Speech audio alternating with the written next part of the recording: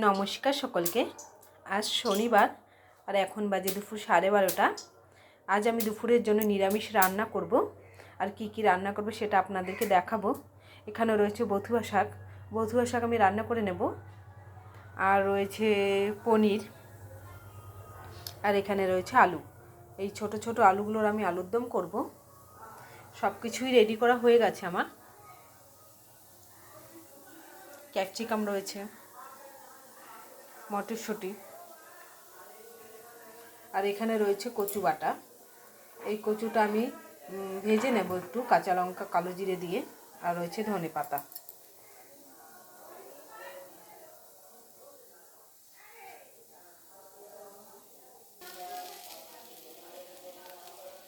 কচুগুলো ভাজা হতে হতে আমি আলুর খোসাগুলোকে ছাড়িয়ে নেব। আলুগুলো খুব ভালো সেদ্ধ হয়ে গেছে। প্রেসার কুকারে আমি 2টো সিটি দিয়েছি। এখন খোসাগুলোকে ছাড়িয়ে নেব।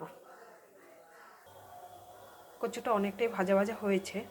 এখন আমি কিছুটা মিষ্টি দিয়ে দেব, খেতে খুবই ভালো লাগবে।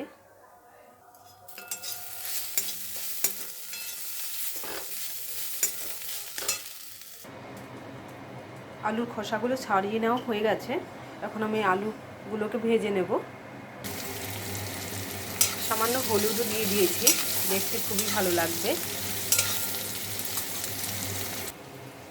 আলু ভাজা হতে হতে বথুয়া শাকগুলোকে আমি কেটে নেব খুবই ঝুরি ঝুরি করে। এখানে 20 টাকার বথুয়া শাক রয়েছে।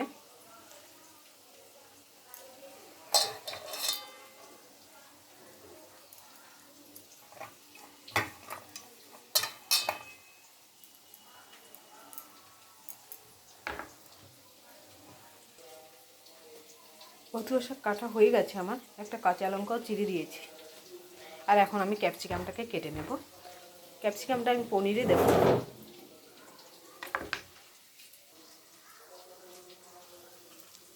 ক্যাপসিকামটা আমি কেটে নিয়েছি। আলুগুলোকে ভেজে নিয়েছি। আর এখানে মশলাটা কষিয়ে নিচ্ছি আলুর তরকারি করার জন্য। মশলাটা কষানো হতে হতে আমি বথুয়া শাকগুলোকে ভেজে নেব। বথুয়া শাকগুলোকে আমি শুকনো লঙ্কা ও কালো জিরে ফোড়ন দিয়ে করে নেব, যেহেতু আজকে নিরামিষ। আলুর দম হতে হতে আমি এখন পনিরের জন্য গরম জল করে নেব। এখানে আমি পরিমাণ মতো জল দিয়েছি, জলটাকে গরম হতে দিয়েছি। তার আগে আমি এখানে লবণ দিয়ে দেব পরিমাণ মতো, আর সামান্য মিষ্টি দিয়ে দেব।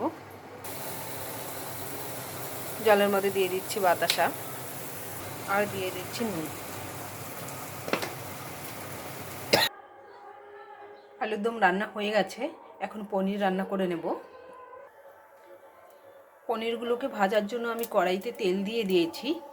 আমি সর্ষের তেল দিয়েছি। অ্যাকচুয়ালি সাদা তেলে পনির খুব ভালো হয়, কিন্তু ছিল না বলে সর্ষের তেলে করে নিচ্ছি। এখন তেলটা গরম হওয়া পর্যন্ত অপেক্ষা করব। তেল গরম হয়ে গেছে। এখন আমি আলুগুলোকে প্রথমত ভেজে নেব।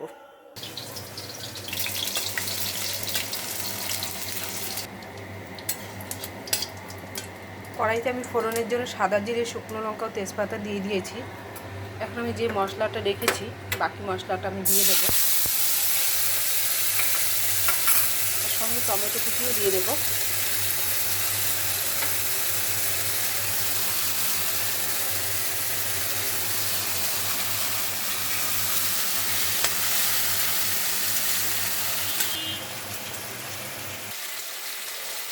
মশলা কষানো হতে হতে আমি যে জলটা গরম করে রেখেছিলাম, ফুটিয়ে রেখেছিলাম লবণ ও মিষ্টি দিয়ে, সেই জলটার মধ্যে আমি ভেজে রাখা পনিরগুলোকে দিয়ে 5 মিনিটের জন্য রেখে দেব। এতে করে পনিরগুলো খুব সফট হয় আর খেতেও দুর্দান্ত লাগে। খুবই গরম। মশলার মধ্যে আমি আর লবণ ব্যবহার করছি না, যেহেতু জলের মধ্যে আমি লবণ পরিমাণ মতো দিয়ে দিয়েছি।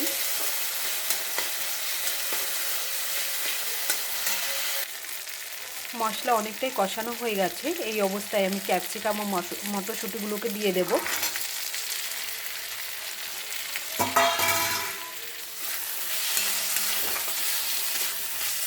আবারও কিছুক্ষণ নেড়ে চেড়ে নেব।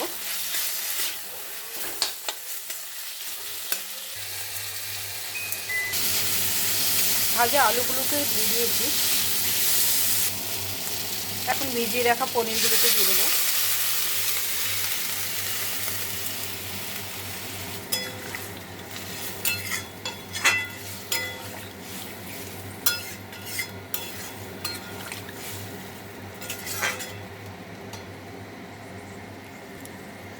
পাঁচ মিনিটের জন্য ফুটতে দেব। পনির রান্না হয়ে গেছে, এখন আমি ঘি দিয়ে দেব।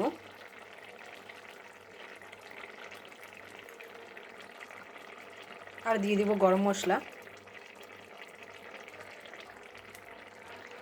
কুচনো ধনেপাতা দিয়ে আমি গ্যাসের ফ্লেমটাকে অফ করে দেব। এখন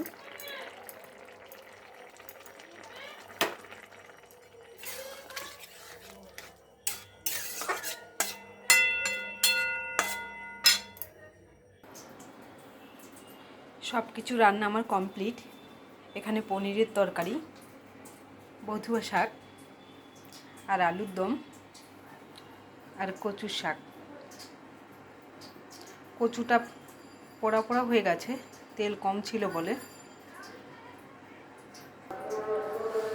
সরি, এটা কচু শাক নয়, এটা কচু বাটা।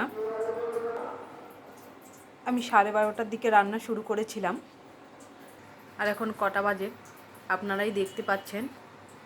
আর এর জন্য আমি ভাতের জল বসিয়ে দিয়েছি।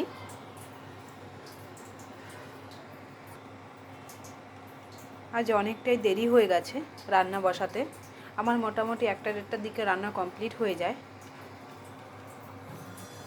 আর এখানে আমি চাল ভিজিয়ে রেখেছিলাম আধ ঘন্টার জন্য। এখন চালটা গরম জলের মধ্যে দিয়ে দেব। আর আজকের জন্য ভিডিওটি এখানে শেষ করছি। সকলে ভালো থাকবেন, সুস্থ থাকবেন। Tata, bye bye.